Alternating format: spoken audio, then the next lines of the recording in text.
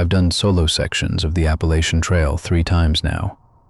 The first 2 trips were some of the best experiences of my life. The third one, I don't talk about much. This was 2 summers ago. I was doing a 4-day stretch through a section of Virginia. Nothing extreme, I'd done longer. I was comfortable out there, maybe too comfortable. The first 2 days were fine. The kind of quiet you can't find anywhere else. Just the sound of your own footsteps and the wind moving through the tree line. On the 3rd night, I arrived at a trail shelter around 6 p.m. These shelters are 3-sided wooden structures the trail maintains for hikers, open to anyone. First come, first served. I'd stayed in them before without issue. When I got there, I was the only one. I dropped my pack, filtered some water from the nearby stream, and ate my dinner sitting on the edge of the shelter floor watching the light go out of the sky. Around 8 p.m., I got into my sleeping bag. I was almost asleep when I heard boots on the trail. A man came into the shelter. He was big, probably 6'3", heavyset, with a large external frame pack that looked older than both of us. He didn't say anything when he came in. He just started setting up in the far corner. I said, "Hey," just to acknowledge him. He looked at me for a second and then looked away without saying a word. I told myself he was just tired. Long day on the trail. I've been that guy before. I tried to go back to sleep, but something was keeping me up. I told myself it was the usual adjustment period of being in a new sleeping spot, but that wasn't it. He wasn't making any noise. I mean none. No rustling in a sleeping bag. No adjusting. No sounds of eating or drinking. I opened my eyes and looked toward his corner, and in the dark I could just make out his shape sitting completely upright, not lying down, just sitting there with his back against the shelter wall facing my direction. I told myself he was meditating, or just unwinding. People are weird on trail. That's not a criticism, it's just true. But an hour passed, and then another, and he hadn't moved once. At some point I must have fallen asleep because I woke up at 3 a.m. to the sound of him getting up. I kept my eyes mostly shut and watched through my lashes as he put his pack on. Then he just stood there for what felt like 2 full minutes looking toward where I was lying. Then he walked out of the shelter and back onto the trail, going north, the direction I was headed. In the morning, I packed up faster than I ever have and went south instead. Added an extra day to my trip to get back to my car a different way. I told myself I was overreacting to nothing. A weird guy on the trail who kept odd hours. It happens. About a week after I got home, I was on one of the AT hiker forums I follow, and someone posted asking if anyone had encountered a large man with an old external frame pack in that section of Virginia. They described him exactly, said he had followed them for an entire day, matching their pace, stopping when they stopped, and that when they confronted him, he smiled and said he was going the same way. They never found out who he was, neither did I.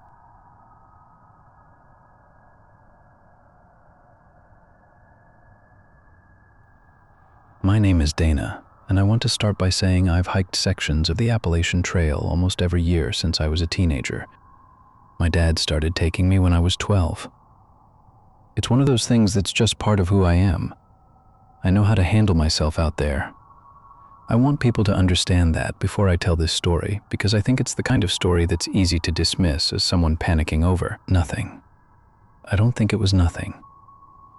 Last fall, I was hiking a section in North Carolina with my friend Reese. We were doing a 6-day trip. Day 3 was the day everything shifted. We had stopped for a break near a mile marker post around early afternoon.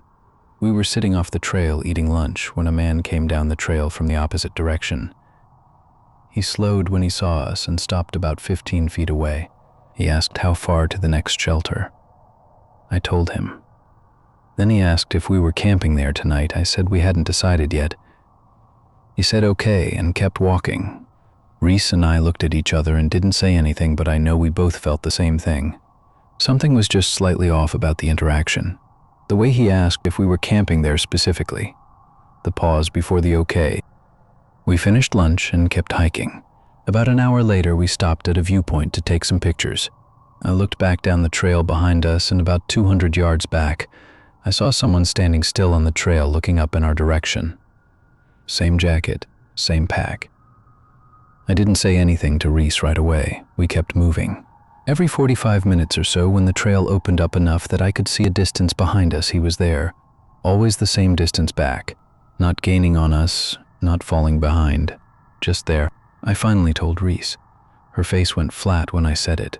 She'd noticed too, she just hadn't wanted to say anything. We decided to push hard and make it to the next shelter before dark. We covered what would have been a 2-hour stretch in about 90 minutes. When we got there, 2 other groups were already set up, a couple and a group of 3 guys, and I have never been so relieved to see strangers in my life. We set up, and I kept watching the trail. He never came to the shelter. In the morning, one of the guys in the group of 3 mentioned he'd gotten up around midnight to use the bathroom and had seen a figure standing in the trees at the edge of camp, just standing there. He assumed it was one of us or the man from the couple. It wasn't any of us. We all hiked out together the next morning. We didn't see him again. I still think about who he was and what exactly his plan was out there. I think about it more than I'd like to.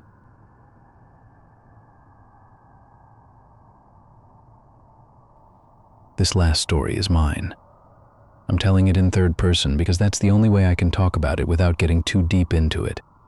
A man, I'll call him by his trail name, which was Copper, was southbound on the AT through a remote section of Maine. He was experienced. He'd done the full trail before. This was a shakedown trip for a gear update he was testing before a longer trip the following spring.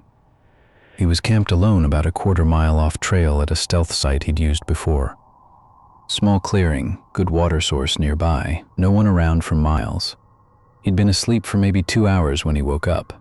Not to a sound, just woke up, the way you sometimes do when something in your brain decides it's time before the rest of you agrees. He lay there in the dark listening. The forest was quiet. Not the active quiet of wind and insects, but a still, flat silence that felt deliberate. The kind of silence that registers as wrong before you can explain why. Then he heard it. A sound from the tree line. Not an animal, not the wind. A low rhythmic sound that he described later as someone very slowly dragging something heavy across the ground. Steady, patient, moving in a rough arc around his campsite.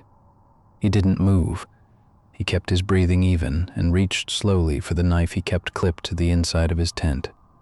He lay there and listened as the sound completed a full circle around his camp and stopped somewhere behind the tent. Then silence again. For 20 minutes he didn't hear anything. He told himself it was an animal, a bear dragging something. His brain working against him in the dark. All the reasonable explanations that you reach for at 2 a.m. in the woods. Then something pressed against the outside of the tent.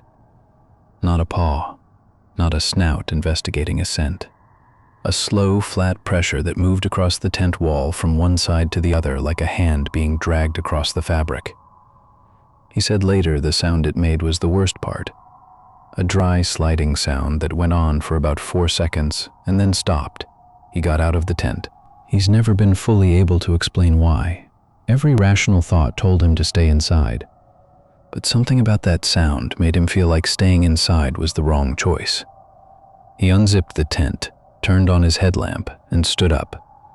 There was nothing there, but the ground around the tent told a story. The soft soil and pine duff were disturbed in a wide ring around the campsite. Not animal prints. Something had moved through there, multiple times. And behind the tent, pressed into the mud next to the tree line, was a single boot print, human, large, pointing toward the tent. He packed his camp in the dark in under 10 minutes and hiked out to the trail using his headlamp. He walked through the rest of that night and made the trailhead by early morning. He never went back to that site.